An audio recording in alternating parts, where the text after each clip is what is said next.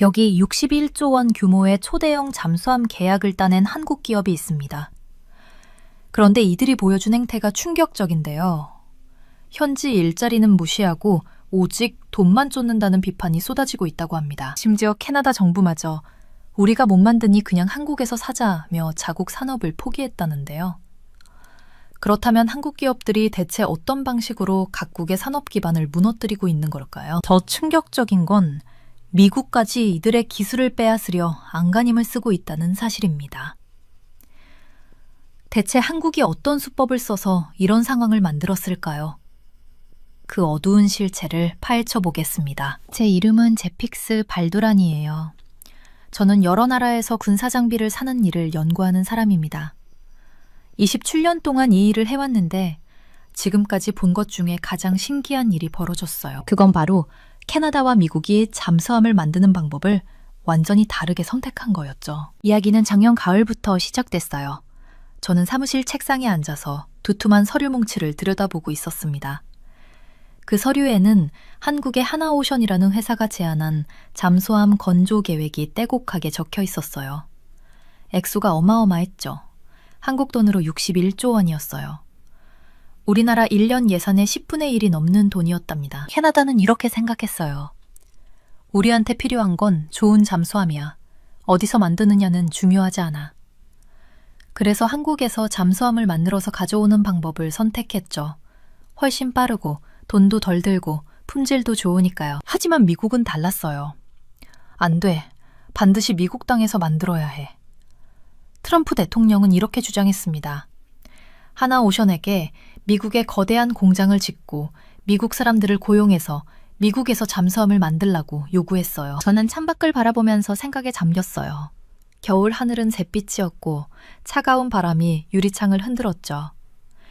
이 결정이 얼마나 큰 영향을 미칠지 알 수 있었습니다. 미국의 요구는 단순해 보였지만 사실은 엄청나게 복잡한 문제였어요.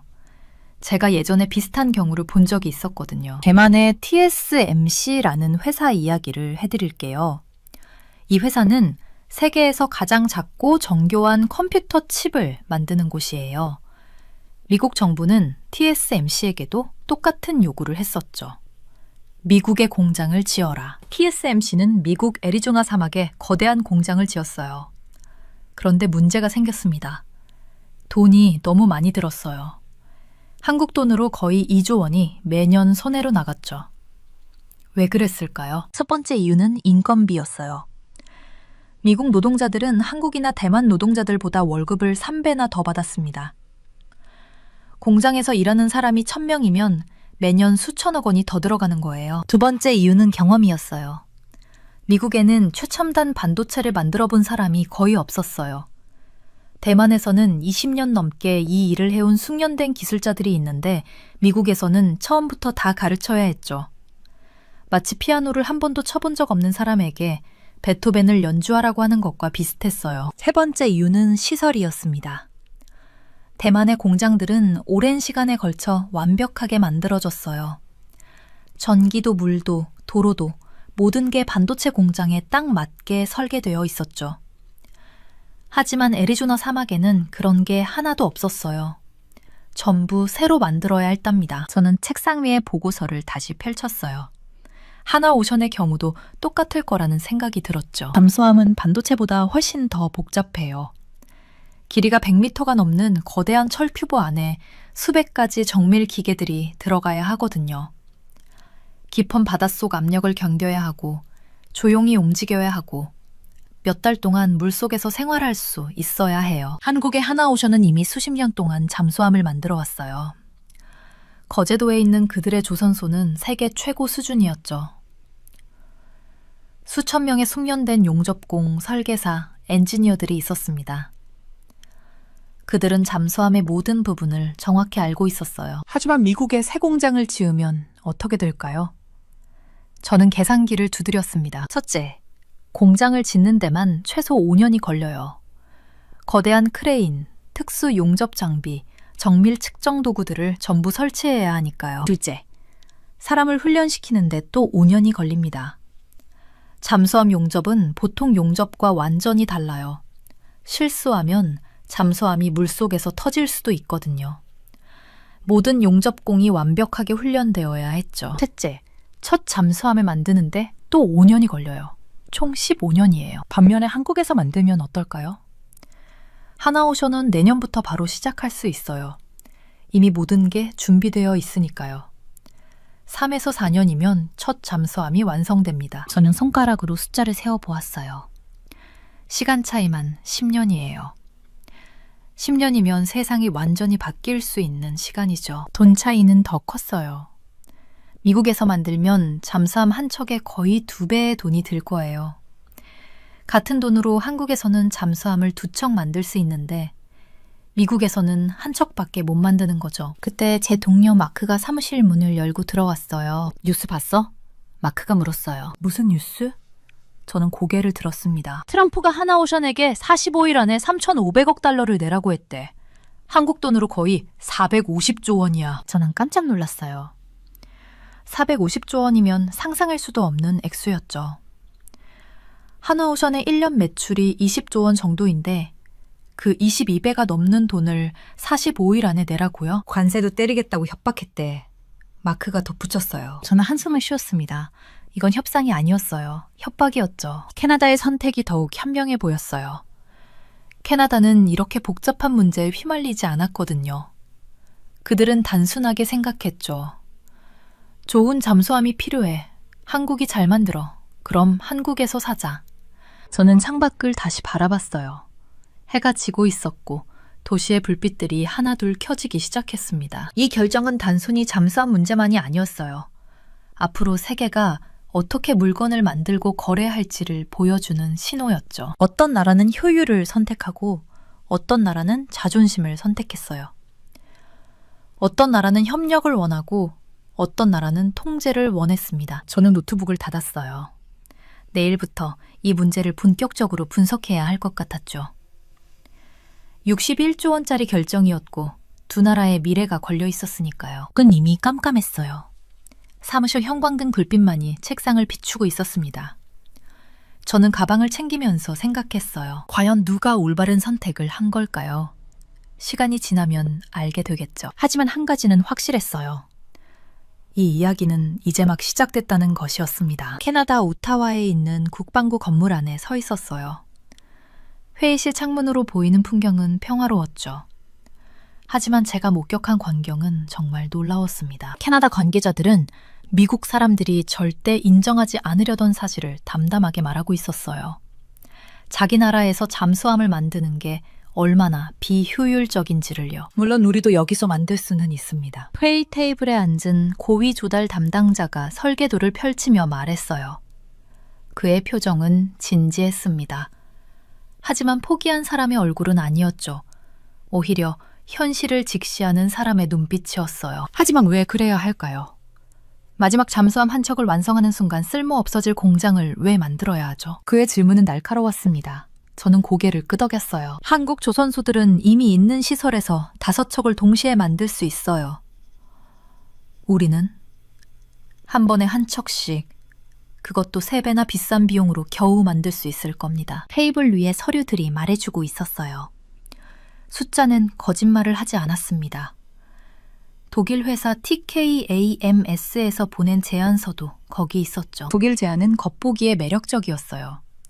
캐나다에서 만들겠습니다. 캐나다 사람들에게 일자리를 주겠습니다. 정치인들이 좋아할 만한 이야기였죠. 하지만 저는 캐나다 팀이 이 환상을 하나씩 깨뜨리는 걸 지켜봤습니다. 한 분석가가 화면을 띄웠어요. 그래프와 표가 가득했죠. 캐나다에서 만드는 잠수함 한 척마다 우리 함대 교체는 몇 년씩 늦어집니다. 그의 목소리는 차분했어요. 하지만 그 안에 담긴 걱정이 느껴졌습니다. 회의실 분위기가 무거워졌어요. 모두가 알고 있었죠. 빅토리아급 잠수함들은 늙어가고 있었어요. 이미 너무 오래 썼습니다. 2030년대 중반까지는 새 잠수함으로 바꿔야 했어요. 정치적 쇼를 할 시간이 없습니다. 한 장료가 말했어요. 그의 계급장이 빛났죠. 우리 해군의 능력에 구멍이 생기면 국가안보가 위험해져요. 저는 노트에 열심히 기록했습니다. 이건 단순한 계약 얘기가 아니었어요. 한 나라의 안전이 걸린 문제였죠. 한국 조선소들이 제시한 내용은 혁명적이었어요. 이미 검증된 시설에서 완전히 건조하겠다는 거였죠. 게다가 일정도 확실하게 보장했습니다. 첫 번째 잠수함은 2032년에 인도됩니다. 한국 측 자료를 검토하던 담당자가 말했어요. 12척 전부 2043년까지 완성되고요. 효율성은 부정할 수 없었어요. 숫자가 모든 걸 말해줬습니다. 하지만 더 중요한 게 있었죠. 캐나다 사람들은 이 사실을 공개적으로 인정할 의지가 있었어요. 저는 미국에서 본 광경을 떠올렸습니다. 그곳 사람들은 절대 이런 말을 하지 않았죠. 자존심이 허락하지 않았어요. 하지만 여기 캐나다에서는 달랐습니다. 솔직해집시다. 회의를 주재하던 국방부 간부가 말했어요. 우리는 잠수함 건조 강국이 아닙니다. 그럴 필요도 없고요. 하지만 우리에겐 좋은 잠수함이 필요해요. 빨리 확실하게 받을 수 있는 잠수함이요. 그의 말에 모두가 동의했어요. 고개를 끄덕이는 사람들의 표정이 진지했습니다. 저는 벽에 걸린 지도를 바라봤어요. 캐나다의 긴 해안선이 보였죠. 북극해도 있었습니다. 이 넓은 바다를 지키려면 믿을 수 있는 잠수함이 필요했어요. 독일 제안의 문제점을 정리해볼까요? 한 분석관이 화이트보드 앞으로 나왔어요. 첫째, 건조 시간이 2배로 늘어납니다. 둘째, 비용이 3배 증가하죠. 셋째, 품질 보증이 불확실해요. 새로 만드는 공장이니까요. 마커로 적힌 글자들이 명확했습니다. 넷째, 기술 이전에 시간이 걸려요. 다섯째, 완성 후 공상을 어떻게 할 건지 명확하지 않고요. 문제는 끝이 없었어요. 하지만 한국 제안은 달랐습니다. 같은 분석관이 다른 쪽 화이트보드를 가리켰어요. 한국 조선소의 장점입니다. 첫째, 이미 가동 중인 시설이에요. 검증됐죠. 둘째, 동시 건조가 가능합니다. 셋째, 정해진 일정대로 납품 가능해요. 그의 목소리에 확신이 묻어났어요. 넷째, 비용 효율적이에요. 다섯째, 품질이 입증됐습니다. 이미 여러 나라에 수출했거든요. 저는 자료를 넘겨봤어요. 한국이 수출한 잠수함들의 기록이 있었죠. 인도네시아, 그 외 여러 나라들 모두 만족스러운 평가였습니다. 정치인들이 뭐라고 할까요? 누군가 조심스럽게 물었어요. 일자리 창출을 원할 텐데요. 회의실이 잠시 조용해졌습니다. 모두가 알고 있는 민감한 문제였죠. 고위 간부가 천천히 말했어요. 일자리도 중요합니다. 하지만 국가 안보가 먼저예요. 게다가 한국 조선소와 협력하면서도 캐나다 산업에 기여할 방법은 있어요. 그는 다른 서류를 꺼냈어요. 부품 공급, 유지 보수, 훈련 프로그램. 이런 분야에서 캐나다 기업들이 참여할 수 있습니다. 아, 그렇구나. 저는 이해했어요. 처음부터 끝까지 다 하겠다는 게 아니라 각자 잘하는 걸 하자는 거였죠. 한국은 만들고 우리는 운영하고 관리하는 거예요. 다른 담당자가 덧붙였어요. 그게 더 합리적입니다. 오후 햇살이 회의실로 들어왔어요. 창밖으로 오타와 강이 보였습니다. 저는 생각했죠. 이 나라 사람들은 현실적이에요. 자존심보다 실리를 택했습니다. 빅토리아급 함정들을 보셨나요? 한 해군 장교가 제게 물었어요. 직접 보시면 이해하실 겁니다. 얼마나 낡았는지. 저는 고개를 끄덕였어요. 다음 주에 서부 해안기지를 방문할 예정이었습니다. 회의가 끝나갈 무렵 수석 조달관이 정리했어요. 결론은 명확합니다. 우리에게 필요한 건 빠르고 확실하고 효율적인 방법이에요. 한국 조선소가 그걸 제공할 수 있습니다. 그는 잠시 멈췄다가 덧붙였죠. 이건 포기가 아닙니다. 현명한 선택이에요. 저는 그의 말에 공감했어요. 때로는 인정하는 것도 용기였습니다. 밖으로 나오니 가을바람이 시원했어요. 단풍잎이 떨어지고 있었죠. 저는 가방에서 노트를 꺼내 마지막 메모를 적었습니다. 캐나다는 솔직했다. 자신들의 한계를 인정했고 최선의 방법을 찾았다. 이것이 진짜 프로페셔널이다. 택시를 타고 호텔로 돌아가는 길, 저는 창밖을 바라봤어요. 이 나라가 내린 결정은 단순해 보였지만 사실 매우 용감한 선택이었습니다. 자국 산업을 키우겠다는 유혹을 뿌리치고 국가 안보를 우선시했죠. 정치적 인기보다 실질적 효과를 선택했어요. 그날 밤 호텔방에서 저는 보고서를 작성했습니다.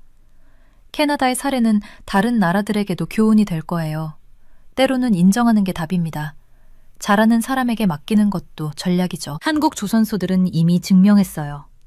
그들은 잠수함을 잘 만듭니다. 빠르고 정확하고 믿을 수 있게요. 캐나다는 그걸 믿기로 했고요. 2032년 첫 번째 잠수함이 물에 뜰 거예요.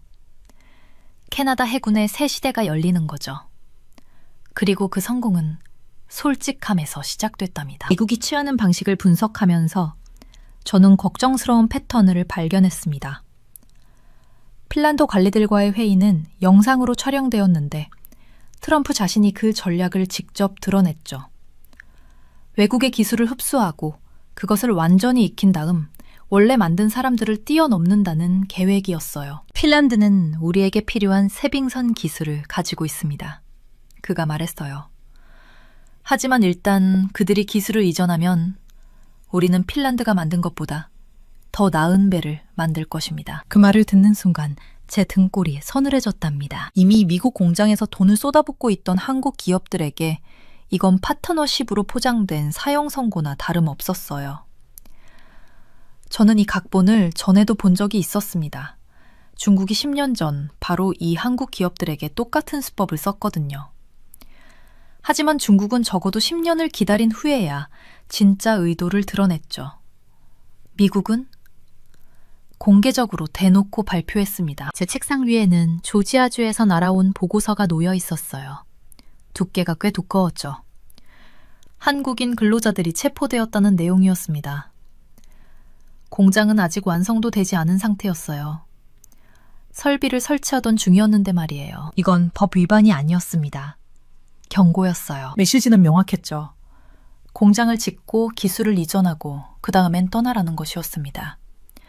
한국 기업들은 혼란스러워했어요. 계약서에는 분명히 다른 내용이 적혀 있었거든요. 하지만 현실은 달랐습니다. 저는 창밖을 바라보았어요. 서울의 빌딩들이 빼곡하게 들어서 있었죠. 저 건물들 안에서 수많은 사람들이 일하고 있었습니다. 그들의 일자리가, 그들의 미래가 위태로웠어요. 보고서를 다시 펼쳤습니다. 숫자들이 눈에 들어왔어요. 미국 공장 하나를 짓는 데 드는 비용, 시간, 인력 모두 한국이나 중국에 비해 3배에서 5배는 더 들었습니다. 이상한 일이었죠. 왜 미국은 이렇게 비효율적인 방식을 고집하는 걸까요? 답은 간단했어요. 기술만 빼가면 되니까요. 중국의 조선소 사진을 꺼내봤습니다. 한 곳에서 동시에 15척의 배를 건조하고 있었어요. 크레인들이 줄지어 서 있고 근로자들이 개미처럼 움직이고 있었죠. 효율적이었습니다. 빠르고 체계적이고 대규모였어요. 미국은 어땠을까요? 한 조선소에서 겨우 배 한 척을 만들기도 벅찼습니다. 그것도 수년이 걸렸죠. 이렇게 해서 어떻게 중국과 경쟁하겠다는 거지? 저는 혼잣말을 중얼거렸어요. 미국의 전략에는 치명적인 결함이 있었습니다. 기술을 빼앗는 것과 그 기술을 효과적으로 사용하는 것은 완전히 다른 문제였거든요. 중국은 이미 거대한 산업 생태계를 구축했어요. 수천 개의 하청업체들, 숙련된 근로자들, 최적화된 공급망. 이 모든 것이 유기적으로 연결되어 있었습니다. 미국은요. 텅 빈 공장 건물과 몇 장의 기술 문서만 있을 뿐이었어요. 다음 날 아침 저는 또 다른 회의에 참석했습니다. 한국 기업 임원들이 모여 있었어요. 그들의 얼굴에는 피로와 걱정이 가득했죠. 조지아 공장 건설을 계속해야 할까요? 한 임원이 물었어요. 침묵이 흘렀습니다. 모두가 같은 생각을 하고 있었죠. 계속하면 더 많은 돈을 잃게 될 것이고 멈추면 이미 투자한 수십억 원이 날아갈 거예요. 진퇴양난이었습니다. 우리에게 선택권이 있나요? 다른 사람이 한숨을 쉬며 말했어요. 정말 그랬어요. 미국 정부는 압력을 넣고 있었고 한국 정부도 협력을 요청했습니다. 양국 관계를 고려해야 했죠. 기업들은 샌드위치처럼 끼어 있었어요. 저는 자료를 꺼냈습니다.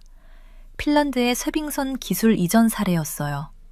처음에는 공동 프로젝트로 시작했죠. 핀란드 기술자들이 미국에 파견되었고 함께 설계도를 그렸습니다. 순조로워 보였어요. 하지만 2년 후 상황이 바뀌었습니다.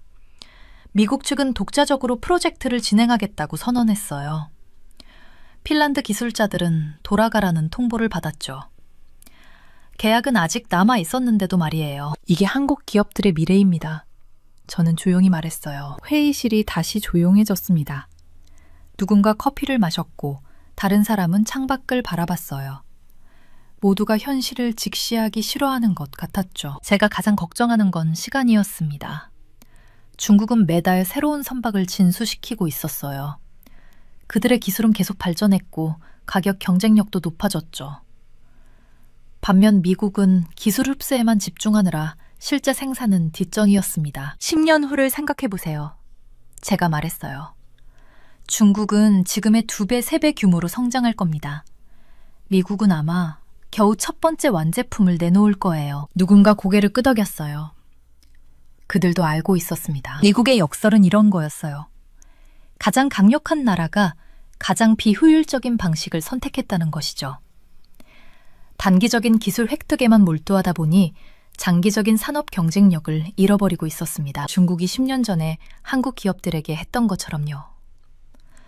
하지만 중국은 적어도 인내심이 있었어요. 천천히, 조용히 진행했죠. 미국은 달랐습니다. 서두르고, 공개적이고, 공격적이었어요. 이게 더 나쁜 건지 나은 건지 저는 판단하기 어려웠습니다. 한국 기업 입장에서는 어차피 둘 다 최악이었거든요. 회의가 끝나고 저는 사무실로 돌아왔어요.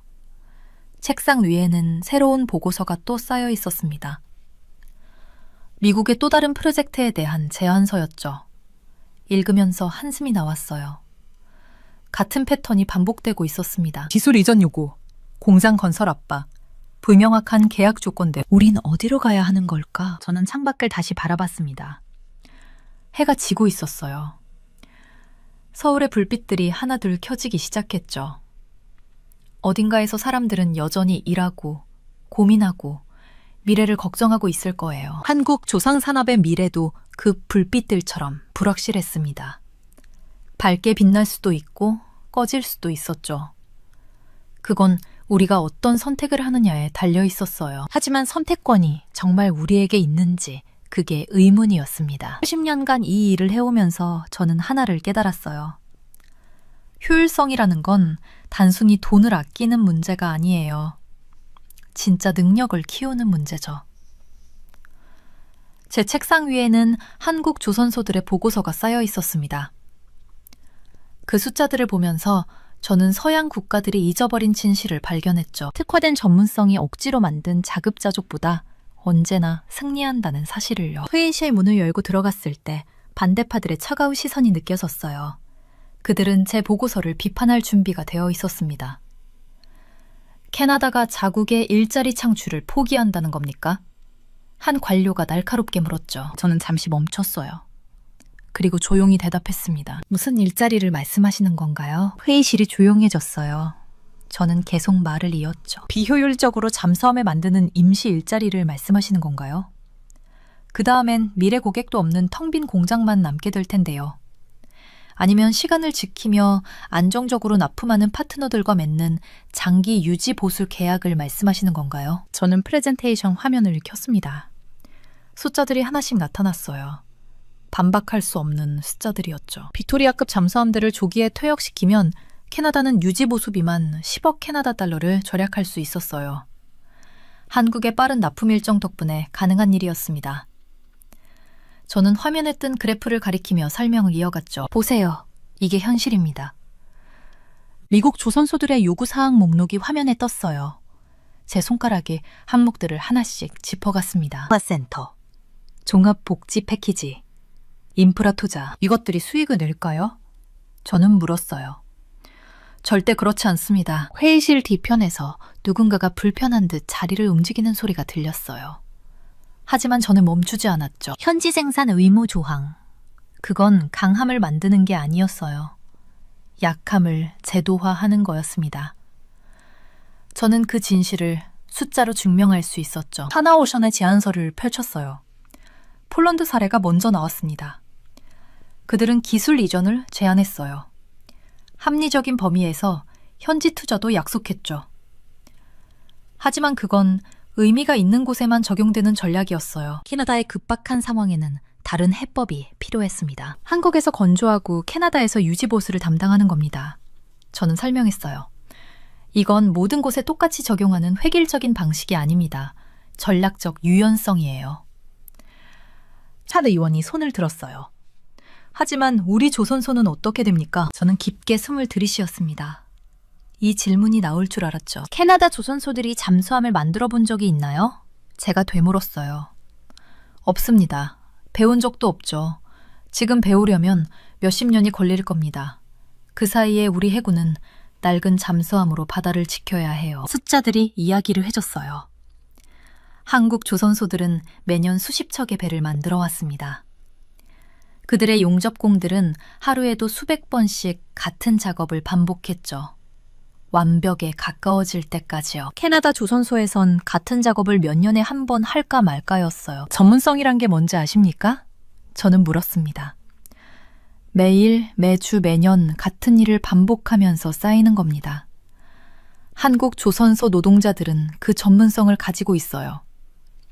우리는 그렇지 않죠. 회의실 공기가 무거워졌어요. 하지만 진실은 말해줘야 했습니다. 저는 다음 슬라이드로 넘어갔어요. 납품 일정 비교표였죠. 한국 조선소들의 약속은 명확했어요. 계약 후 3년에서 4년. 미국 조선소들은 명확한 답을 주지 못했습니다. 상황에 따라 다르다는 애매한 답변만 돌아왔죠. 불확실성엔 비용이 따릅니다. 제가 설명했어요. 우리가 기다리는 동안 빅토리아급 잠수함들은 계속 고장나죠. 수리비는 계속 올라가고요. 한 해군 장교가 고개를 끄덕였어요. 그는 현장을 알고 있었습니다. 낡은 잠수함들이 얼마나 자주 부두에 묶여 있는지를요. 유지보수 계약이 일자리를 만듭니다. 저는 강조했어요. 그것도 진짜 일자리를요. 임시직이 아니라 수십 년간 지속돼 전문 기술직입니다. 한국산 잠수함이 캐나다 항구에 도착하면 캐나다 기술자들이 관리하게 될 거예요. 부품을 교체하고 시스템을 점검하고 승무원들을 훈련시키는 거죠. 그건 한 번으로 끝나는 건설 프로젝트가 아니었어요. 평생 이어질 관계였습니다. 그리고 기술도 배우게 됩니다. 제가 덧붙였죠. 실제로 작동하는 잠수함을 관리하면서요. 책으로 배우는 게 아니라 손으로 만지고 경험하면서 배우는 겁니다. 그 반대파 중 한 명이 불만스러운 표정으로 말했어요. 하지만 그건 우리가 의존적이 된다는 뜻 아닙니까? 저는 고개를 저었습니다. 아니요. 그건 우리가 똑똑해진다는 뜻입니다. 세계 최고와 협력하는 거예요. 혼자 힘들게 바퀴를 재반영하는 게 아니라요. 제 눈앞에 지난 몇 달간 분석한 데이터들이 펼쳐졌어요. 한국 조선소들의 성능 기록, 납품 준수율, 품질 가 관리 시스템. 모든 게 완벽했습니다. 모든 게 완벽했습니다. 이건 도박이 아닙니다. 제가 단호하게 말했어요. 이건 입증된 능력에 투자하는 겁니다. 회의가 끝나갈 무렵 저는 마지막 슬라이드를 띄웠어요. 간단한 질문 하나가 화면에 떴습니다. 우리는 공장을 원하나요? 아니면 잠수함을 원하나요? 침묵이 흘렀어요. 그리고 저는 답했죠. 캐나다에게 필요한 건 바다를 지킬 수 있는 진짜 능력입니다. 비어있는 공장 건물이 아니라요. 회의실을 나서면서 저는 알고 있었어요. 아직 설득해야 할 사람들이 많다는 걸요. 하지만 숫자는 거짓말을 하지 않았습니다. 효율성은 선택이 아니라 필수였어요. 그날 밤 사무실에서 보고서를 정리하면서 저는 생각했습니다. 이 결정이 캐나다의 미래를 바꿀 거라고요. 10년 후, 20년 후를 위한 선택이었죠. 창밖으로 오타와의 불빛들이 반짝였어요. 어딘가에서 낡은 빅토리아급 잠수함이 또 수리를 기다리고 있을 거예요. 하지만 머지않아 새로운 시대가 올 겁니다. 효율성이 승리하는 시대가요. 저는 책상 앞에 앉아 마지막 보고서를 정리하고 있었어요. 컴퓨터 화면을 보면서 손가락을 키보드 위에 올려놓았죠. 지난 몇 달간 모은 자료들이 머릿속을 스쳐 지나갔습니다. 이제 모든 게 명확해졌어요. 캐나다와 미국, 같은 대륙에 붙어 있는 두 나라였죠. 둘 다 새로운 대가 필요했습니다. 똑같은 문제를 안고 있었어요. 하지만 선택은 정반대였답니다. 창밖을 보니 비가 내리고 있었어요. 빗방울이 유리창을 타고 흘러내렸죠. 저는 커피 한 모금을 마셨습니다. 따뜻한 액체가 목을 타고 내려갔어요. 한 나라는 실용적인 효율성을 택했어요. 다른 나라는 비용이 얼마가 들든 상관없이 자기 땅에서 만들겠다고 고집했죠. 상징적인 의미가 중요했던 겁니다. 잠수함 계약 결정이 곧 나올 예정이었어요. 하지만 이미 선례는 만들어졌답니다. 캐나다 정부가 공개적으로 인정한 사실이 있었죠. 모두가 속으로는 알고 있던 진실이었습니다. 한국 조선소가 배를 만드는데 더 뛰어나다는 것이었어요. 왜 그럴까요? 저렴한 인건비 때문이 아니었습니다. 사람들은 흔히 그렇게 생각하더군요. 하지만 틀린 생각이었죠. 이건 고도로 숙련된 일이었어요. 높은 기술을 가진 사람들이 하는 일이었답니다. 진짜 이유는 다른 곳에 있었어요. 수십 년 동안 쌓인 전문 지식이었죠. 특화된 기반 시설이 있었습니다. 그리고 효율성이었어요. 이 모든 게 합쳐진 결과였답니다. 저는 잠시 눈을 감았어요. 중국의 조선소들이 떠올랐죠. 중국 조선소들은 지금 이 순간에도 배를 만들고 있었습니다. 전례 없는 속도로 만들어내고 있었어요. 새 배들이 줄줄이 물에 떠내려가고 있었죠. 미국은 뭘 하고 있었을까요? 보호무역주의로 죽은 산업을 되살리려 애쓰고 있었습니다. 옛날 공장들을 다시 열려고 했죠. 하지만 중국은 실제로 배를 만들고 있었어요. 진짜 배를요. 저는 보고서의 한 섹션을 다시 읽었습니다. 돈스법이라는 게 있었어요. 아주 오래된 보호주의 법률이었죠. 이 법 때문에 미국 조선업은 경쟁력을 잃었답니다. 완전히 개정되어야 했어요. 그래야 미국 조선소들이 경쟁할 수 있었죠. 하지만 불가능했습니다. 정치적 현실이 그걸 막고 있었어요. 의회에서는 누구도 이 법을 건드리려 하지 않았죠. 너무 민감한 문제였답니다. 한국은 미국에게도 같은 파트너십 모델을 제안했었어요. 기존 시설을 유지하고 현대화하겠다고 했죠. 전문 지식을 제공하겠다고 했습니다. 결과물을 확실히 전달하겠다고 약속했어요. 하지만 미국의 요구는 달랐답니다. 공장을 지으라고 했어요. 미국 땅에 새 공장을 만들라고 했죠.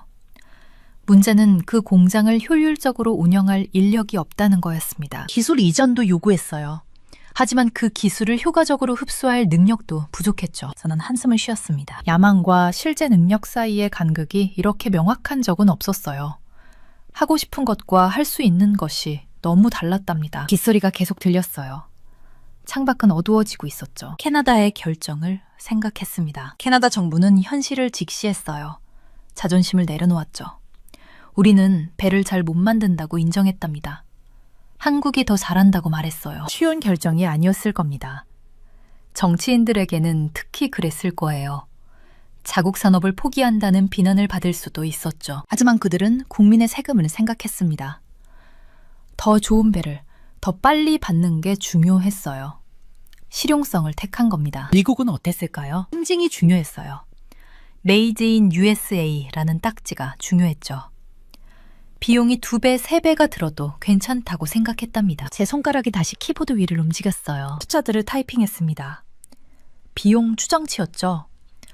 미국에서 만들 경우에 예상 비용이었어요. 한국에서 만들 경우와 비교했답니다. 차이가 엄청났습니다. 같은 배를 만드는데 거의 2배 반의 돈이 들 예정이었어요. 시간도 더 오래 걸렸죠. 품질 보증도 불확실했습니다. 왜 이런 선택을 할까요? 정치였어요. 표가 중요했죠. 조선소가 있는 지역의 의원들이 압력을 넣었답니다. 일자리를 만들어야 한다고 주장했어요. 하지만 그 일자리들은 오래가지 못할 거였습니다. 경쟁력이 없으면 결국 문을 닫게 되거든요. 보조금으로 버틸 수는 있었죠. 하지만 언제까지였을까요? 저는 보고서의 결론 부분을 작성하기 시작했어요. 두 이웃 국가는 같은 문제에 대해 다른 해답을 선택했습니다. 타이핑을 멈추고 생각했죠. 캐나다의 선택이 옳았을까요? 미국의 선택은 틀렸을까요? 간단히 말할 수 없었습니다. 경제적으로는 캐나다가 맞았어요. 효율성 면에서도 그랬죠. 하지만 국가 안보는 어떨까요? 자체 생산 능력도 중요하지 않을까요? 미국의 논리도 이해는 됐습니다. 전쟁이 나면 어떻게 될까요?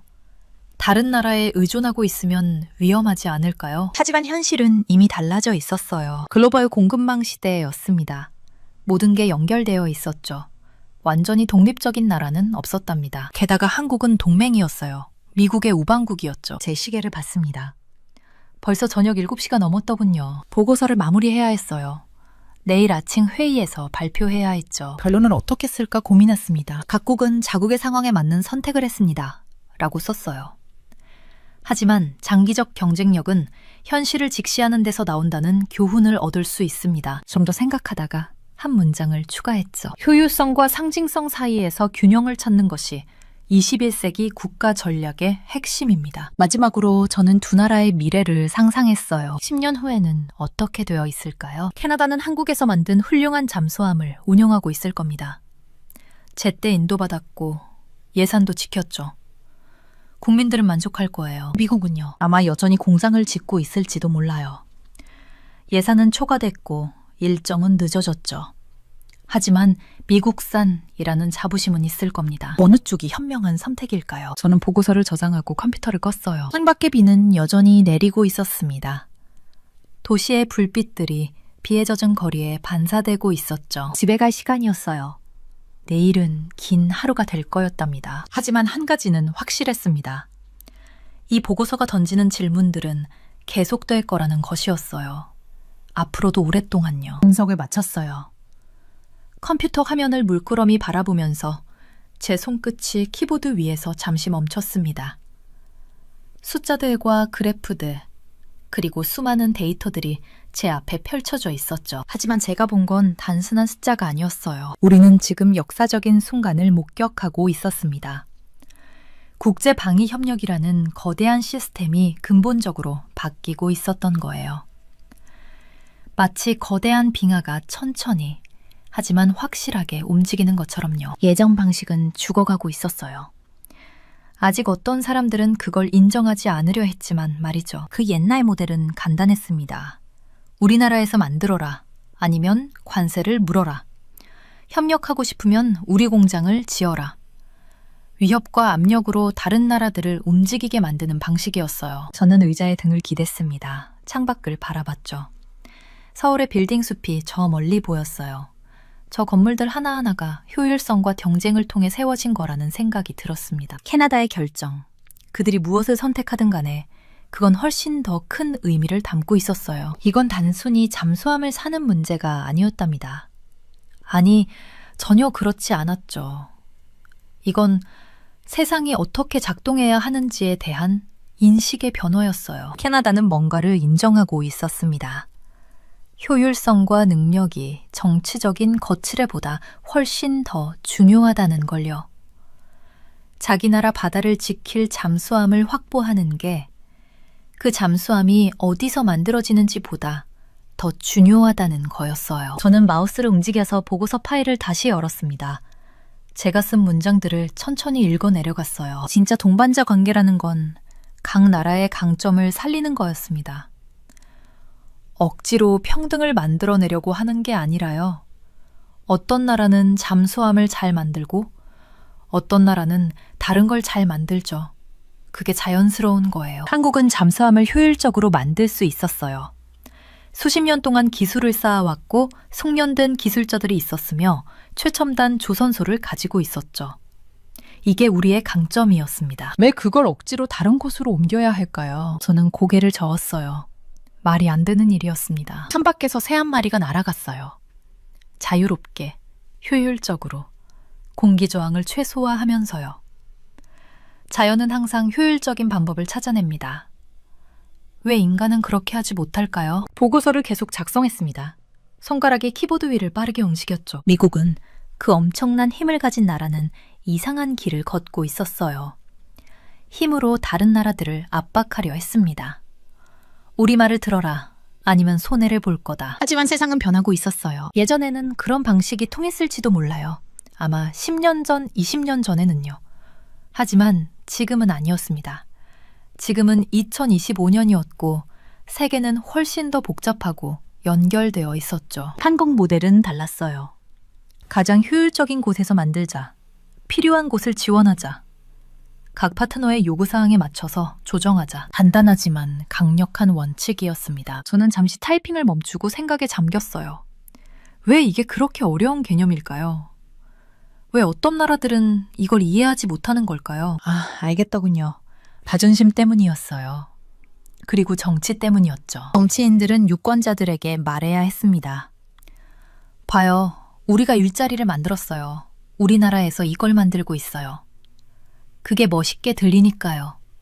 그게 표를 얻는 방법이니까요. 하지만 실제로는요? 실제로는 비용이 2배가 들고 시간이 3배가 걸리고 품질은 더 낮을 수도 있었습니다. 하지만 그건 뉴스에 나오지 않았죠. 그건 복잡한 보고서 안에 묻혀버렸어요. 저는 깊게 숨을 들이쉬었습니다. 제 보고서에 경고를 포함시켰어요. 중요한 경고였습니다. 방위 조달에서 정치적 쇼를 실질적인 결과보다 우선시하는 나라들은 단순히 돈을 낭비하는 게 아닙니다. 그들은 안보를 위태롭게 만드는 거예요. 강한 문장이었죠. 하지만 진실이었어요. 캐나다는 이걸 이해했습니다. 그들은 똑똑했어요. 그들은 실용적이었죠. 우리에게 필요한 건 작동하는 잠수함이야. 빨리, 효율적으로, 제대로 된 지원을 받으면서. 저는 마우스를 클릭해서 다음 섹션으로 넘어갔어요. 미국은 모든 힘에도 불구하고 이 교훈을 어려운 방식으로 배우려는 것 같았습니다. 고집을 부리면서요. 옛날 방식을 붙잡으면서요. 때로는 강한 자가 가장 변하기 어렵답니다. 왜냐하면 변할 필요를 느끼지 못하니까요. 우리가 이렇게 강한데 왜 바꿔야 해? 하지만 세상은 기다려주지 않았어요. 한국 모델이 앞으로의 성공적인 국제 협력을 정의하게 될 거예요. 저는 그걸 확신했습니다. 데이터가 그걸 보여줬고 트렌드가 그걸 가리켰으며 논리가 그걸 뒷받침했죠. 효율적인 곳에서 만들고 빠르게 배달하고 잘 지원하는 것. 이게 미래였어요. 네모난 못을 둥근 구멍에 억지로 박으려는 사람들은요. 그들은 곧 알게 될 겁니다. 현대 방위산업에서 효율성은 단순한 장점이 아니라는 걸요. 효율성은 생존이었습니다. 저는 보고서의 마지막 부분을 작성하기 시작했어요. 손가락이 키보드를 두드리는 소리가 조용한 사무실에 울렸습니다. 여기서 만들어라, 아니면 관세를 내라는 시대가 끝나고 있었어요. 천천히지만 확실하게요. 그 자리를 대신하는 건 새로운 원칙이었습니다. 책스토로 만들어라, 빠르게 배달해라, 잘 지원해라. 간단하죠? 하지만 혁명적이었어요. 캐나다는 미래를 선택했습니다. 그들은 앞을 봤어요. 그들은 실용적이었고 현명했으며 용감했죠. 왜냐하면 옛날 방식에서 벗어나는 건 용기가 필요하니까요. 저는 잠시 멈춰서 창밖을 다시 바라봤습니다. 서울의 스카이라인이 석양빛에 물들고 있었어요. 아름다웠죠. 이 도시도 한때는 전쟁의 폐허였습니다. 하지만 지금은요. 세계에서 가장 첨단의 도시 중 하나예요. 어떻게 그렇게 됐을까요? 효율성을 선택했기 때문이에요. 실용성을 선택했기 때문이죠. 자존심보다 결과를 선택했기 때문입니다. 이제 다른 나라들도 그걸 배우고 있었어요. 제 보고서의 마지막 문장을 썼습니다. 질문은 이제 남아 있습니다. 다른 나라들이 따라오는데 얼마나 걸릴까요? 엔터키를 눌렀어요. 보고서가 완성됐습니다. 하지만 저는 답을 알고 있었어요. 시간이 걸리겠죠. 어떤 나라는 빨리 배우고 어떤 나라는 천천히 배울 거예요. 그리고 어떤 나라는 안타깝게도 너무 늦게 배우게 될 겁니다. 저는 제출 버튼을 클릭했습니다. 보고서가 업로드되기 시작했어요. 진행바가 천천히 채워졌죠. 50%, 75%, 100% 완료되었습니다. 저는 의자에 기대어 앉아서 깊게 숨을 쉬었어요. 긴장이 풀리는 게 느껴졌습니다. 큰 일을 마친 후에 느끼는 그 안도감이었죠. 하지만 동시에 뭔가 시작되는 느낌도 들었어요. 이 보고서는 단순한 문서가 아니었습니다. 이건 변화의 기록이었어요. 세상이 어떻게 움직이는지에 대한 증언이었죠. 컴퓨터를 끄고 일어섰습니다. 창밖의 서울이 이제 완전히 어두워지고 있었어요. 빌딩의 불빛들이 하나둘씩 켜지기 시작했죠. 마치 별들처럼요. 각각의 불빛이 누군가의 노력을, 누군가의 꿈을, 누군가의 일을 나타냈습니다. 모두가 함께 이 도시를, 이 나라를, 이 세계를 만들어가고 있었어요. 효율적으로, 실용적으로, 함께. 그게 미래였습니다. 그리고 미래는 이미 시작되고 있었죠. 문을 나서면서 저는 마지막으로 한번 뒤돌아봤어요.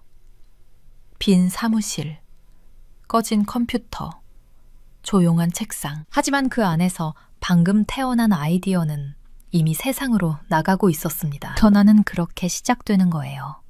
조용하게, 하지만 확실하게. 엘리베이터를 타고 내려가면서 저는 미소를 지었습니다. 캐나다가 미래를 선택했다면 다른 나라들도 곧 따라올 거예요. 시간 문제일 뿐이었죠. 그리고 저는 작은 분석가에 불과했지만 그 변화를 기록하는 사람이 될 수 있어서 자랑스러웠습니다. 새로운 패러다임의 시대가 열리고 있었어요. 그리고 그건 정말로 아름다운 일이었습니다. 여기 한국이 세계를 무릎 꿇렸다는 충격적인 현장이 있습니다. 유럽 강대국들이 자존심을 접고 한국에 손을 내밀었는데요. 그들이 무시했던 바로 그 나라에게 이제는 애원하는 처지가 되었다고 합니다. 미국조차 한국 없이는 안 된다고 인정했다는데 대체 무슨 일이 벌어진 걸까요? 한국이 보인 싸늘한 반응에 서구 열강들이 당황하고 있다는 소식, 그 현장을 직접 목격한 전문가의 충격 고백이 공개됩니다. 제 이름은 라이센더 보스입니다. 저는 30년 동안 세계 방위 시장을 분석해왔어요. 그 1월 브뤼셀의 아침에 펼쳐진 일만큼 극적인 변화를 본 적이 없었죠. 회의실에 앉아서 유럽 국방장관들이 들어오는 걸 지켜봤습니다. 그들의 표정은 처음 보는 것이었어요. 절망과 상처받은 자존심이 뒤섞인 표정이었죠. F-35 계약건입니다. 보몽 장관이 긴장된 목소리로 말을 꺼냈습니다. 대안을 논의해야 해요. 그들의 기밀 문서에는 방산이라는 단어가 계속 나타났어요. 항상 한국이라는 단어가 뒤따랐죠. 불과 몇 달 전만 해도 유럽 방위 조달 논의에서는 절대 나오지 않았을 단어들이었습니다. 회의가 진행되면서 저는 그들이 얼마나 자주 싸늘한 반응이 나오고 있다고 언급하는지 알아챘어요. 아이러니하더군요. 바로 이 사람들이 수년간 유럽산만 고집했고 한국 방산 제품을 매번 무시했던 사람들이었으니까요. 이제 트럼프 대통령의 관세가 그들의 국경 안에서는 해결할 수 없는 위기를 만들어냈습니다. 창밖으로 브뤼셀의 잿빛 하늘이 보였어요. 비가 유리창을 두드리는 소리가 회의실의 무거운 침묵을 더욱 강조했죠. 저는 테이블 위에 놓인 서류들을 훑어봤습니다. K9 자주포, K2 전차, FA-50 경공격기, 한국 무기들의 사양서가 빼곡히 적혀 있었어요. 우리가 이걸 진지하게 고려한다는 게 믿기지 않네요. 독일 대표가 한숨을 쉬며 말했습니다. 하지만 숫자는 거짓말을 하지 않았죠. 미국산 F-35 한 대 가격으로 한국산 AF-50 세대를 살 수 있었습니다. 게다가 한국은 기술 이전과 현지 생산까지 제한하고 있었어요. 저는 펜을 돌리며 생각에 잠겼습니다. 이 상황이 얼마나 빨리 변했는지 놀라웠죠. 작년 이맘때만 해도 유럽은 미국 무기에 전적으로 의존하고 있었습니다. 네이토 표준, 상호 운용성, 수십 년의 파트너십 모든 게 완벽해 보였어요. 그런데 트럼프가 당선되고 미국 우선주의를 외치면서 모든 게 바뀌었죠. 한국 측 반응은 어떻습니까? 프랑스 대표가 물었어요. 보몽 장관이 고개를 저었습니다. 우호적이지 않아요. 우리가 그동안 그들을 어떻게 대했는지 기억하고 있더군요. 맞는 말이었어요.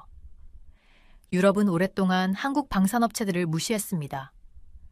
폴란드가 K2 전차를 대량 구매했을 때도 비웃었고 아시아와 중동 국가들이 한국 무기를 선택했을 때도 품질을 의심했죠.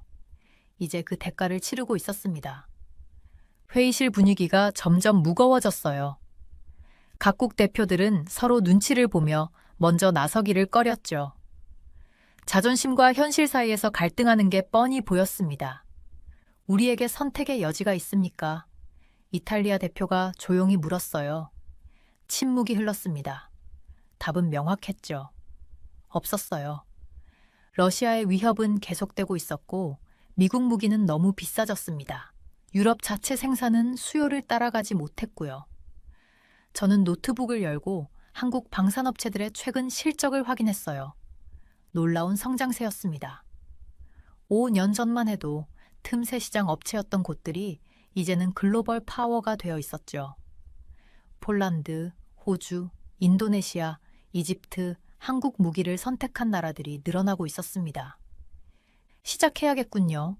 보몽 장관이 마침내 입을 열었습니다. 한국 측과 접촉하겠습니다. 조건을 들어보죠. 그 순간 회의실 문이 열렸어요. 보좌관이 급히 들어와 보몽 장관에게 태블릿을 건넸습니다. 장관의 얼굴이 창백해졌죠. 방금 발표가 있었습니다. 그가 떨리는 목소리로 말했어요. 트럼프 행정부가 동맹국 방위비 분담금을 300% 인상한다고 합니다. 6개월 내에요. 회의실이 술렁였습니다. 이제 정말로 선택의 여지가 없어졌어요. 유럽은 새로운 파트너를 찾아야 했고 그 파트너는 아시아에 있었죠. 저는 창밖을 다시 봤어요. 비가 그쳤고 구름 사이로 약한 햇살이 비치기 시작했습니다. 변화의 시작이었죠. 30년간 이 업계에서 일했지만 이런 극적인 전환점은 처음이었답니다. 그날 저녁 호텔로 돌아가면서 생각했어요. 한국이 어떻게 반응할까? 그들이 유럽의 제안을 받아들일까? 아니면 과거의 무시와 경멸을 기억하며 거절할까? 답은 곧 나올 거였습니다. 그리고 그 답이 향후 수십 년간 세계 방산 시장의 판도를 바꿀 거라는 걸 저는 직감했어요. 새로운 시대가 시작되고 있었습니다. 미국 중심의 질서가 흔들리고 아시아의 새로운 강자가 떠오르는 시대였죠. 그리고 저는 그 역사적 순간의 한가운데 서 있었습니다. 3주가 지났어요. 저는 서울행 비행기 안에 앉아 있었죠. 미국 해군이 특별히 저의 전문 지식을 요청했습니다. 그들은 이것을 판도를 바꿀 평가라고 불렀어요. 인천공항에서 리처즈 제독이 저를 맞이했습니다. 평소에 자신감 넘치는 모습은 온데간데 없었죠. 대신 경외감에 가까운 표정이 그의 얼굴에 떠올라 있었어요. 라이센더, 그들의 조선소를 보면 깜짝 놀랄 거야. 남쪽으로 향하는 차 안에서 그가 말했습니다.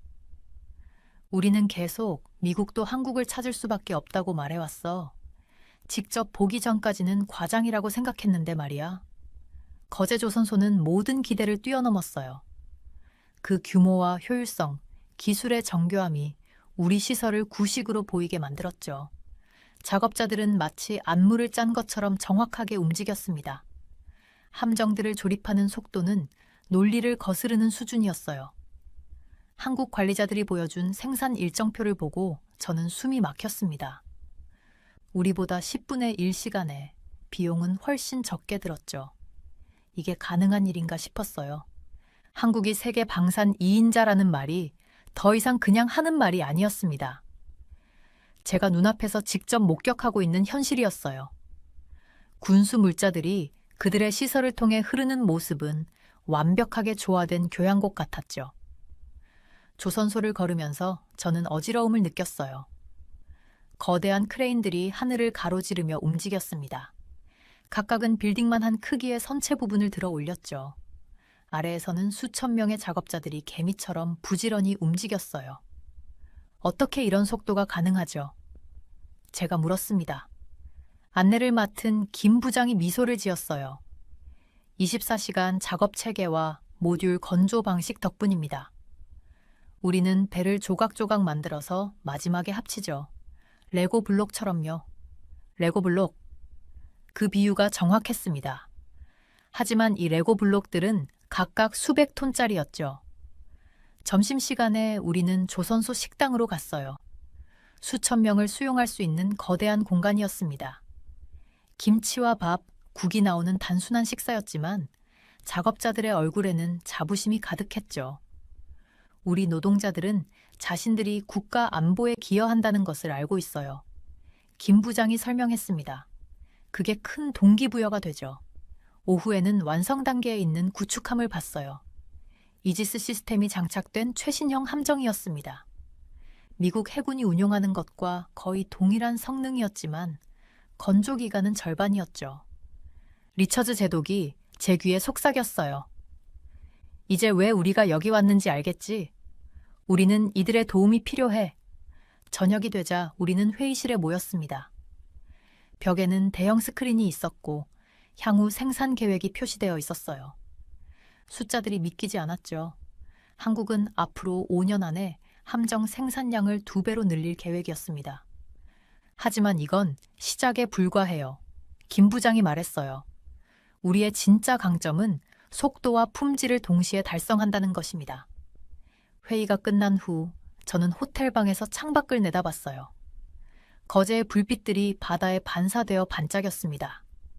이곳에서 만들어진 함정들이 곧 전 세계 바다를 누빌 것이었죠. 다음 날 아침, 우리는 무기 시스템 통합시설을 방문했습니다. 여기서는 레이더, 미사일 발사대, 통신 장비들이 함정에 설치되고 있었어요. 엔지니어들의 손놀림은 정확하고 빨랐죠. 각 시스템은 육상에서 먼저 완벽하게 테스트됩니다. 안내자가 설명했어요. 배에 설치하기 전에 모든 문제를 해결하죠. 그래서 우리가 빠를 수 있는 겁니다. 3일째 되는 날, 진수식을 볼 기회가 있었어요. 새로 완성된 호위함이 처음으로 물에 닿는 순간이었죠. 전통적인 의식과 현대 기술이 만나는 장면이었습니다. 샴페인 병이 선체에 부딪혀 깨지자 거대한 함정이 천천히 물 위로 미끄러져 들어갔어요.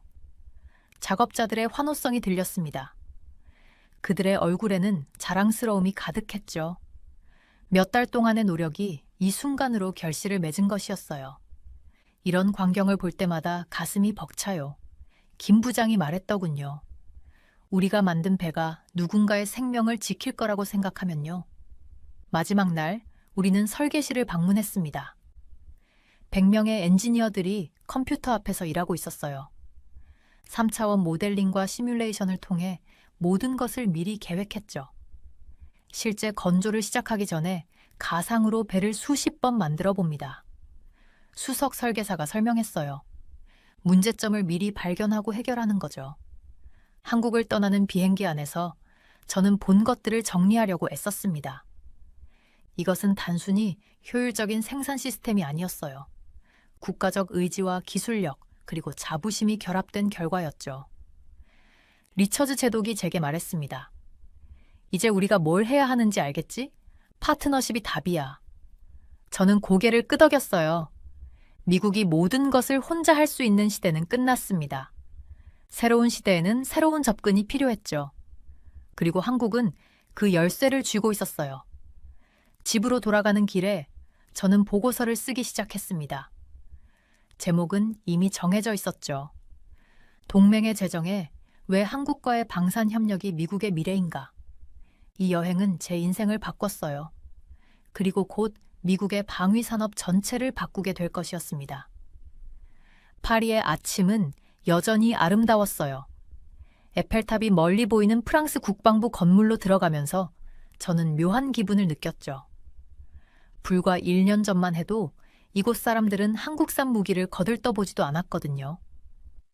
뒤부하 장군의 사무실은 프랑스 군사력의 자부심으로 가득했습니다. 나폴령 시대부터 현대까지 벽을 장식한 사진들이 프랑스의 영광스러운 역사를 보여주고 있었죠. 하지만 오늘 그 장군의 표정은 어두웠어요. 우리에게 천무가 필요합니다. 장군이 어렵게 입을 열었습니다. 그 말을 듣는 순간 저는 믿기지 않았어요. 천무는 한국이 만든 다연장 로켓 시스템이었거든요.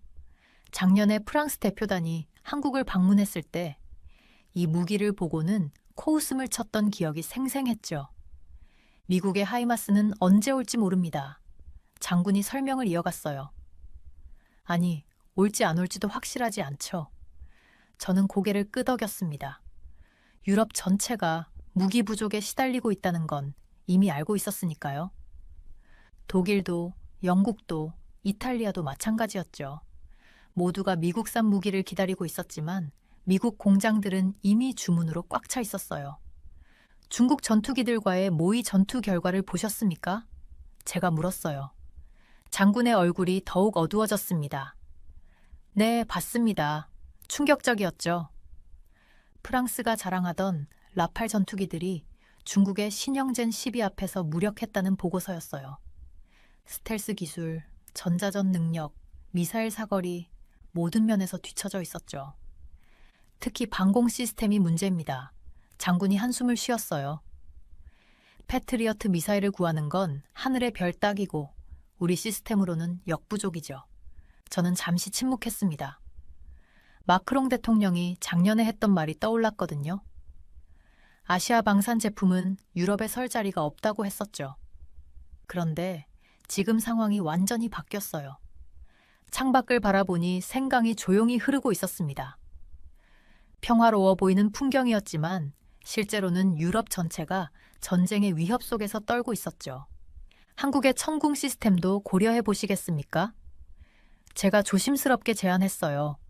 장군이 놀란 눈으로 저를 바라봤습니다. 천궁이요? 그게 패트리어트만큼 성능이 나옵니까? 최근 중동에서의 실전 결과를 보면 요격률이 95%를 넘었습니다.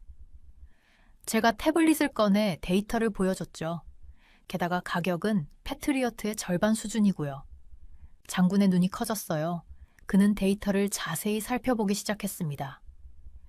이런 성능이라면 그가 중얼거렸어요. 문제는 물량입니다. 제가 솔직하게 말했죠. 한국도 자체 방어를 위해 재고를 늘리고 있어서 수출할 수 있는 양이 제한적이에요. 장군이 의자에 깊이 기댔습니다. 그의 얼굴에는 복잡한 감정이 스쳐 지나갔죠. 자존심과 현실 사이에서 고민하는 모습이었어요. 우리가 한국을 무시했던 게 실수였군요. 그가 조용히 인정했습니다. 저는 아무 말도 하지 않았어요. 때로는 침묵이 더 많은 것을 말해주니까요. 회의실 시계가 오후 3시를 가리키고 있었습니다. 우리는 이미 2시간 넘게 이야기를 나누고 있었죠. 장군의 보좌관들이 들어와 추가 자료를 가져왔어요. 한국 무기 시스템의 상세한 스펙과 실전 기록들이었습니다. K9 자주포도 인상적이네요. 한 대령이 말했어요. 폴란드에서 대량 구매한 이유를 알겠습니다. 네, 폴란드는 이미 300문 이상을 주문했죠. 제가 설명했습니다. 노르웨이, 핀란드, 에스토니아도 도입을 검토 중이고요. 프랑스 장교들의 표정이 심각해졌어요. 유럽의 다른 나라들이 먼저 움직이고 있다는 사실에 놀란 것 같았죠. 우리만 뒤처지고 있는 겁니까? 뒤부하 장군이 물었어요. 그렇다고 볼 수 있죠. 제가 조심스럽게 대답했습니다. 하지만 아직 늦지 않았어요. 한국 정부도 프랑스와의 협력을 원하고 있거든요. 사실 이건 외교적인 표현이었어요. 한국 입장에서는 굳이 프랑스에 무기를 팔 필요가 없었죠. 이미 주문이 밀려 있었으니까요. 하지만 장기적인 관계를 생각하면 프랑스 같은 주요 국가와의 협력도 중요했습니다. 기술 이전은 가능합니까? 장군이 핵심적인 질문을 던졌어요. 부분적으로는 가능합니다. 제가 신중하게 답했죠. 하지만 핵심 기술은 제외될 겁니다. 장군이 고개를 끄덕였어요. 예상했던 대답이었을 테니까요. 창밖으로 노을이 지기 시작했습니다. 파리의 하늘이 붉게 물들어가고 있었죠. 아름다운 광경이었지만 저는 다른 생각을 하고 있었어요. 유럽이 얼마나 급하게 변하고 있는지, 그리고 한국의 위상이 어떻게 달라졌는지를 실감하고 있었거든요. 내일 국방장관님께 보고하겠습니다. 장군이 일어서며 말했어요. 아마 대통령께도 보고가 올라갈 겁니다. 저도 일어났습니다. 필요하시면 언제든 연락 주세요. 한국 본사와도 긴밀히 협의하겠습니다. 악수를 나누며 저는 장군의 손에서 미묘한 떨림을 느꼈어요. 자존심 강한 프랑스가 한국에 손을 내밀어야 한다는 현실이 쉽지 않았을 거예요. 국방부 건물을 나오면서 저는 휴대폰을 확인했습니다. 독일, 스페인, 벨기에에서도 미팅 요청이 들어와 있었죠. 모두가 한국 무기에 관심을 보이고 있었어요. 유럽이 한국을 배제했다가 이제 와서 찾고 있다는 말이 정말 현실이 되었습니다. 호텔로 돌아가는 택시 안에서 저는 내일 일정을 확인했어요. 오전에는 프랑스 공군 참모총장을, 오후에는 해군 관계자들을 만날 예정이었죠. 모두가 한국의 무기 체계에 대해 알고 싶어 했습니다. 파리의 밤거리는 여전히 활기찼어요. 사람들은 평소처럼 카페에서 와인을 마시고 웃고 떠들고 있었죠. 하지만 저는 알고 있었습니다. 이 평화로운 일상 뒤에서 유럽의 지도자들이 얼마나 초조해하고 있는지를요. 한국이 만든 무기들이 이제 유럽의 안보를 책임질 수도 있다는 사실이 놀라웠습니다. 불과 몇 년 전만 해도 상상할 수 없었던 일이었으니까요. 호텔방에 들어와 창문을 열었어요. 에펠탑에 불빛이 반짝이고 있었습니다. 아름다운 광경이었지만 저는 다른 생각에 잠겨 있었죠. 내일은 또 어떤 변화가 기다리고 있을까요? 프랑스가 정말로 한국 무기를 도입하기로 결정한다면 그건 유럽 방산 시장의 판도를 완전히 바꿀 수 있는 일이었어요. 침대에 누워 천장을 바라보며 저는 오늘 하루를 되돌아봤습니다. 뒤부하 장군의 떨리는 손, 프랑스 장교들의 놀란 표정, 그리고 변화하는 세계 질서, 모든 게 꿈만 같았어요. 하지만 이건 꿈이 아니었죠. 현실이었고 저는 그 변화의 한가운데에 서 있었습니다. 워싱턴으로 돌아온 저는 펜타곤 회의실에 앉아 있었습니다. 5년 전이라면 상상도 못했을 회의였죠. 의제는 충격적이었어요. 미국의 주요 방위산업 생산시설을 한국으로 이전하는 방안이었습니다. 회의실은 긴장감으로 가득했어요. 육군 장성들, 해군 제독들, 그리고 국방부 고위 관료들이 모두 모여 있었습니다. 테이블 위에는 두꺼운 보고서들이 쌓여 있었죠. 표지에는 극비라는 빨간 도장이 선명하게 찍혀 있더군요. 첸 국방장관이 먼저 입을 열었습니다. 우리가 논의하는 건 단순히 배 몇 척을 만드는 게 아닙니다. 태평양 함대 전체의 정비 능력을 이전하는 것이죠. 그의 목소리에는 걱정이 묻어났어요. 저도 그 무게를 느낄 수 있었습니다. 수천억 달러 규모의 계약이었죠. 하지만 돈이 문제가 아니었어요. 제 옆에 앉은 해군 중장이 한숨을 쉬었습니다. 기술 이전이 가장 큰 문제입니다. 우리의 최신 기술을 그들에게 넘겨주는 셈이니까요. 저는 10년 전 삼성과 SK 하이닉스를 방문했던 기억이 떠올랐어요. 그때 그들은 우리 기술을 배우려고 애썼죠. 이제는 상황이 완전히 뒤바뀌었습니다. 우리가 그들에게 도움을 요청하고 있었어요. 회의실 스크린에는 한국 조선소들의 사진이 떴습니다. 현대중공업, 대우조선해양, 삼성중공업, 거대한 크레인들이 하늘을 찌를 듯 솟아 있었죠. 동시에 여러 척의 군함을 건조하는 모습이 인상적이었어요.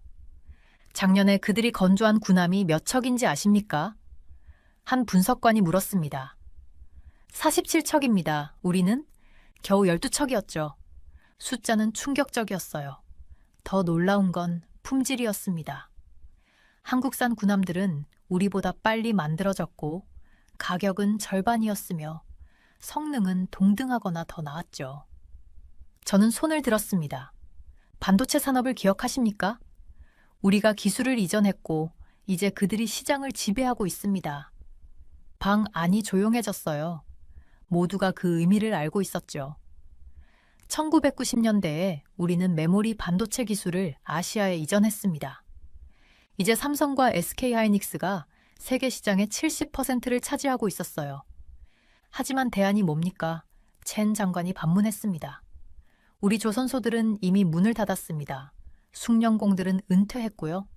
처음부터 다시 시작하려면 20년이 걸릴 겁니다. 그의 말이 맞았어요. 미국의 마지막 대형 조선소는 5년 전에 문을 닫았죠. 이제 우리는 구축함 한 척도 제대로 만들 수 없었습니다. 반면 한국은 매년 수십 척의 군함을 찍어내고 있었어요. 스크린에 새로운 차트가 떴습니다. 한국이 세계 방산 2인자라는 제목이 크게 쓰여 있었죠. 무기 수출액, 생산 능력, 기술 수준, 모든 지표에서 한국은 미국 다음이었습니다. 일부 분야에서는 이미 우리를 앞서고 있었고요. 존스 법도 문제입니다. 법무부 대표가 지적했어요. 존스 법은 미국 영해에서 운항하는 선박은 미국에서 건조되어야 한다는 법이었죠. 하지만 우리에게는 그런 선박을 만들 능력이 없었습니다. 모순적인 상황이었어요. 저는 창밖을 바라봤습니다. 포토맥 강이 조용히 흐르고 있었죠. 한때 이 강변에도 조선소가 있었다고 들었어요. 지금은 고급 아파트들이 들어서 있었습니다. 시뮬레이션 결과를 보여드리겠습니다. 한 대령이 말했어요. 화면에 태평양 지도가 떴습니다. 붉은 점들이 중국 해군을, 파란 점들이 미국과 동맹국 해군을 나타냈죠. 시뮬레이션이 시작되자 충격적인 결과가 나타났어요. 현재 생산 능력으로는 손실된 함정을 보충할 수 없습니다. 6개월 안에 우리 함대는 절반으로 줄어들 겁니다. 반면 한국의 조선소를 활용한 시나리오는 달랐어요. 손실된 함정들이 빠르게 보충되었고 심지어 전쟁 중에도 함대 규모가 늘어났습니다. 그들은 상선을 군함으로 개조하는 기술도 가지고 있습니다. 해군 정보부 장교가 덧붙였어요. 2주 만에 컨테이너선을 미사일 발사 플랫폼으로 바꿀 수 있죠. 저는 한국의 조선소에서 본 광경을 떠올렸습니다. 수백 대의 로봇이 정확하게 용접하고 거대한 블록들이 레고처럼 조립되던 모습이었죠.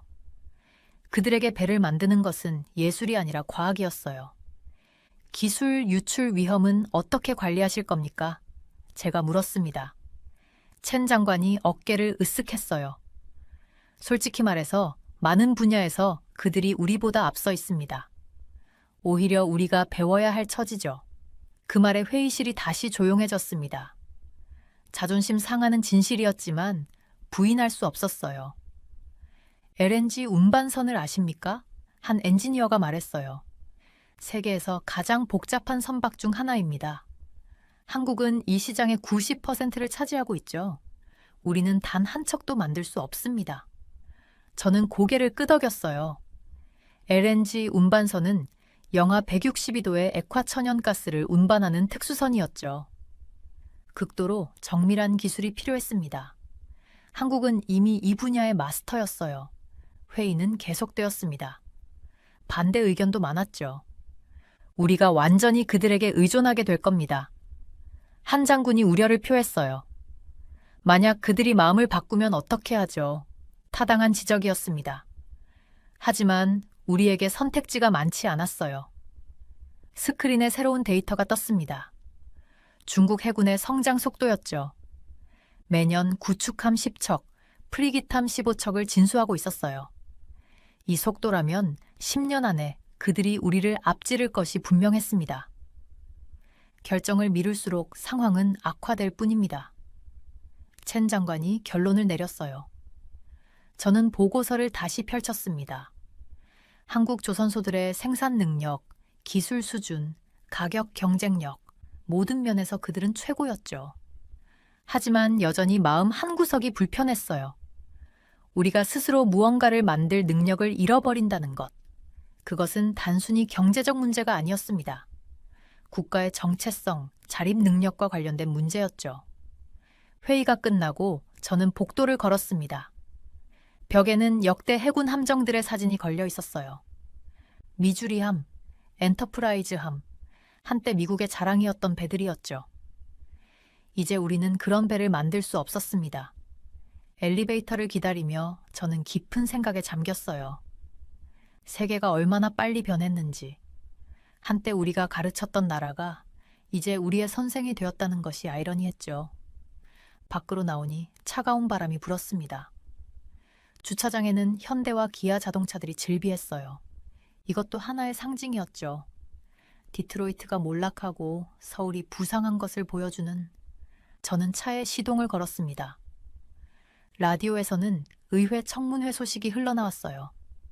국방 예산을 늘려야 한다는 주장과 조선 산업을 되살려야 한다는 목소리가 충돌하고 있었죠. 하지만 현실은 명확했습니다. 우리에게는 시간이 없었어요. 중국은 기다려주지 않을 것이고 우리의 낡은 함대는 하루하루 더 낡아가고 있었죠. 집으로 가는 길에 저는 한국 조선소의 제안서를 다시 읽었습니다. 그들은 5년 안에 구축함 20척을 건조할 수 있다고 했어요. 우리가 20년 걸려도 못할 일을 그들은 5년 만에 할 수 있다는 거였죠. 이것이 우리의 딜레마였습니다. 자존심과 현실 사이에서 독립성과 필요성 사이에서 선택해야 했어요. 쉬운 답은 없었지만 결정은 내려야 했습니다. 저는 한숨을 쉬며 창밖을 바라봤어요. 해가 지고 있었습니다. 마치 미국 조선 산업의 황혼처럼 느껴졌죠. 저는 나토 본부의 긴급 회의실에서 유럽 각국 장관들의 초조한 표정을 지켜보고 있었어요. 우크라이나 상황이 심각해지면서 모든 일정이 앞당겨지고 있었죠. 패트리어트 시스템을 긁어모으는 그들의 모습은 정말 안타까웠습니다. 독일 대표가 낮은 목소리로 중얼거렸어요. 우리는 스스로의 방어 체계를 갉아먹고 있다. 그 말이 회의실에 무겁게 가라앉았죠. 한편 한국 방산 제품을 선택한 중동 국가들은 편안하게 앉아 있었습니다. 사우디와 UAE는 수십억 달러어치의 한국산 방공 시스템으로 철통같이 보호받고 있었어요. 창밖으로 보이는 브뤼셀의 겨울 하늘은 잿빛이었습니다. 마치 유럽의 미래를 보는 것 같았죠. 회의실 안의 공기는 팽팽했어요. 각국 대표들은 서로 눈치를 보며 누가 먼저 자존심을 접을지 기다리고 있었습니다. 프랑스 대표가 먼저 입을 열었어요. 우리 재고를 모두 합쳐도 부족하다. 그의 목소리에는 체념이 묻어났죠. 옆에 앉은 영국 대표는 태블릿을 두드리며 숫자를 확인하고 있었습니다. 표정이 점점 어두워지더군요. 저는 한국 대표단의 반응을 살펴봤어요. 그들은 침착했습니다. 당연했죠. 유로사토리에서 그들의 제품을 무시했던 바로 그 사람들이 이제 와서 도움을 요청하고 있었으니까요. 서울의 싸늘한 반응은 충분히 이해할 만했습니다. K9 자주포는 정말 놀라운 성능을 보여주고 있다 라고 폴란드 대표가 말했어요. 그는 이미 한국 장비를 도입한 몇 안 되는 유럽 국가의 대표였죠. 다른 대표들은 부러운 눈빛으로 그를 바라봤습니다. 회의실 한쪽에서는 급하게 준비한 자료들이 돌아다니고 있었어요. F-35 계약이 위태로워지고 있다는 내용이었죠. 방위 산업의 공백이 넓어지면서 유럽의 자존심도 무너지고 있었습니다. 몇 달 전만 해도 상상할 수 없었던 일이었어요. 노르웨이 대표가 손을 들었습니다. 한국 시스템을 도입하더라도 콩스베르그 부품을 반드시 포함시켜야 한다. 저는 속으로 한숨을 쉬었어요. 위기 상황에서도 보호주의를 버리지 못하는 모습이었죠. 서울이 조심스러운 태도를 보이는 이유가 바로 이런 것이었습니다. 휴식 시간이 되자 복도로 나왔어요. 창밖으로는 유유 깃발이 바람에 펄럭이고 있었죠. 저는 커피를 마시며 생각에 잠겼습니다. 유럽이 스스로 만든 벽에 갇혀 있다는 사실이 안타까웠어요. 옆에서 누군가 전화 통화를 하고 있었습니다.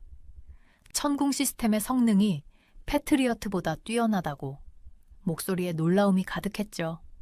저는 씁쓸하게 웃었어요. 이제야 깨닫기 시작한 것이었습니다. 회의실로 돌아오니 분위기가 더욱 무거워져 있었어요. 스페인 대표가 발언하고 있었죠. 우리의 방공망에 구멍이 뚫렸다.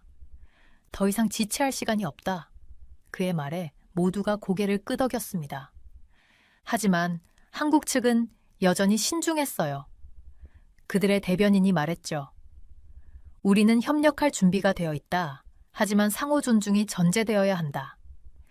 정중하지만 단호한 메시지였습니다. 이탈리아 대표가 속삭였어요. 우리가 그들을 너무 얕봤다. 그 말이 회의실 전체의 생각을 대변하는 것 같았죠. 기술 이전을 요구하면서도 정작 그들의 기술력은 인정하지 않았던 과거가 부메랑이 되어 돌아온 것이었습니다. 저녁이 되자 회의는 아무런 결론 없이 끝났어요. 각국 대표들은 지친 표정으로 회의실을 나섰죠. 복도에서 들리는 대화 소리가 귀에 들어왔습니다. 내일 서울에 특사를 보내야겠다. 호텔로 돌아오는 차 안에서 저는 오늘 하루를 되돌아봤어요. 우크라이나 사태가 촉매제가 되어 모든 것이 빠르게 변하고 있었죠. 유럽의 방산 체계가 얼마나 취약한지 적나라하게 드러났습니다. 호텔방에서 뉴스를 켰어요. 한국의 방산 주가가 연일 상승하고 있다는 소식이었죠. 반면 유럽 방산 기업들의 주가는 하락세였습니다. 시장은 이미 답을 알고 있었어요. 창밖을 보니 브뤼셀의 밤거리가 조용했습니다. 저는 내일 있을 회의를 생각하며 한숨을 쉬었어요. 유럽이 자존심을 접고 현실을 인정하기까지 얼마나 더 걸릴까요? 시간은 그들 편이 아니었습니다. 침대에 누워 천장을 바라봤어요. 몇 개월 전 유로사토리에서 한국 부스를 지나치던 유럽 관계자들의 모습이 떠올랐죠. 그때 조금만 더 열린 마음을 가졌다면 지금 상황이 달라졌을까요? 전화가 울렸습니다. 본국에서 걸려온 전화였어요. 상황이 어떻습니까? 저는 잠시 망설이다 대답했죠. 유럽이 드디어 현실을 마주하기 시작했습니다. 창밖에서는 비가 내리기 시작했어요. 빗소리를 들으며 저는 생각했습니다. 이 비가 그치고 나면 유럽 방산업계의 풍경은 완전히 달라져 있을 거라고요. 변화는 이미 시작되었고 되돌릴 수 없었습니다. 워싱턴 사무실에서 이 보고서를 정리하면서 모든 변화가 완성되었다는 걸 느꼈어요. 옛날에 확실했던 것들이 다 무너져 버렸죠. 미국의 방위 산업이 최고라는 생각, 유럽이 혼자서도 잘 할 수 있다는 자신감, 아시아의 능력을 무시하는 태도, 이 모든 게 얼마나 위험한 착각이었는지 드러났습니다. 한국이 세계 방산 2인자라는 위치는 이제 누구도 반박할 수 없게 되었더군요. 그들의 조선소는 우리가 설계도를 그리는 시간보다 더 빠르게 함정을 만들어냈어요. 천무와 천공이 시스템은 여러 나라를 지켜주고 있는데 다른 나라들은 아직도 대안을 찾느라 허둥대고 있었죠. 방산산업의 중심이 동쪽으로 완전히 옮겨갔고 이제는 되돌릴 수 없게 되었습니다. 내가 처음 한국의 방산시설을 방문했을 때가 떠올랐어요. 거대한 조선소 안에서 수많은 작업자들이 일사불란하게 움직이고 있었죠. 용접 불꽃이 어둠 속에서 별처럼 반짝였습니다. 그때는 그저 인상적이다고만 생각했는데 지금 와서 보니 그건 새로운 시대의 시작이었더군요. 유럽 동료들과의 회의도 생각났어요. 그들은 여전히 자신들의 기술이 최고라고 믿고 있었죠. 우리가 만든 전차가 세계 최고야 라고 자랑스럽게 말하던 독일 대표의 얼굴이 아직도 선명했습니다. 하지만 폴란드가 K2 전차를 선택했을 때 그의 표정은 믿을 수 없다는 충격으로 가득했어요. 이제 문제는 한국과 협력할지 말지가 아니었습니다. 어떤 조건으로 협력할 것인가가 중요해졌죠. 한국인들은 다른 나라들의 실수에서 배웠더군요. 그들은 그냥 외국 땅에 공장을 짓고 기술을 통째로 넘기지 않았어요. 존중받기를 원했고 정당한 대가를 요구했으며 진정한 동반자 관계를 추구했습니다. 나는 한국방산업체 대표와의 저녁 식사를 잊을 수 없었어요. 그는 조용하지만 단호한 목소리로 말했죠. 우리는 더 이상 하청업체가 아닙니다. 파트너예요. 그 말에는 수십 년간 쌓아온 기술력에 대한 자부심이 묻어났습니다. 펜타곤 회의실로 돌아왔을 때 분위기는 완전히 달라져 있었어요. 예전에는 한국을 그저 작은 협력국 정도로 여겼던 장군들이 이제는 진지하게 한국의 제안을 검토하고 있었죠. 그들의 자주포가 우리 것보다 사거리가 더 길다는 보고를 듣고 회의실에 침묵이 흘렀습니다. 특히 기억에 남는 건 어느 노련한 해군 제독의 말이었어요. 우리가 항공모함 한 척 건조하는 동안 한국은 구축함 3척을 만들어낸다고 했죠. 그 말을 듣고 모두가 숨을 죽였습니다. 속도의 시대에서 우리가 뒤처지고 있다는 걸 인정하는 순간이었어요. 한국 정부 관계자와의 비공식 만남도 있었습니다. 서울의 한 조용한 찻집에서였죠. 그는 차를 마시며 담담하게 말했어요. 우리는 70년 동안 여러분에게서 배웠습니다.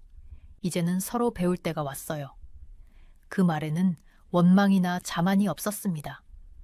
오직 현실을 직시하는 냉정함만 있었죠. 유럽 순방 중에 만난 나토 관계자들의 반응도 인상적이었어요. 처음에는 한국 무기 도입을 꺼려했던 그들이 이제는 적극적으로 한국과의 협력을 모색하고 있었습니다. 우크라이나 전쟁이 모든 걸 바꿔놓았죠. 실전에서 검증된 한국 무기들의 성능을 더 이상 무시할 수 없게 되었더군요. 워싱턴으로 돌아오는 비행기 안에서 많은 생각을 했어요. 창밖으로 보이는 태평양이 예전보다 작아 보였습니다. 거리는 그대로인데 세계는 훨씬 가까워졌죠. 그리고 그 중심에 한국이 있었어요. 이 분석을 마무리하면서 한 구절이 계속 머릿속에 맴돌았습니다. 미국도 한국을 찾을 수밖에 없다. 이 말이 이제는 현실이 되었어요. 단 한 년 만에 상상할 수 없던 일이 필연이 되어버렸죠. 세계의 군사균형은 단순히 바뀐 게 아니었습니다. 근본적으로 재구성되었어요. 서구 방위산업의 지배 시대가 끝난 건 아니었어요. 진화했다고 봐야 했죠. 한국은 도전자가 아닌 필수적인 파트너로 서 있었습니다. 옛 강대국들이 위험을 무릅쓰고 무시했던 나라였죠. 서울에서 보인 싸늘한 반응은 차가움이 아니었어요. 자신의 가치를 아는 나라의 자신감이었고, 새로운 세계 질서에서 동등한 지위보다 못한 것은 받아들이지 않겠다는 의지였습니다. 마지막 보고서를 제출하기 전 나는 다시 한번 데이터를 검토했어요. 숫자들이 말해주는 이야기는 명확했죠. 한국의 방산 수출액은 계속 늘어나고 있었고 새로운 계약들이 줄을 이었습니다. 이건 일시적인 현상이 아니었어요. 새로운 질서의 시작이었죠. 내 사무실 창밖으로 펜타곤이 보였습니다. 저 건물 안에서 수많은 결정이 내려지겠지만 이제는 그 결정들에 한국이라는 변수를 빼놓을 수 없게 되었어요. 세계는 변했고 우리도 변해야 했습니다. 그게 새로운 현실이었죠.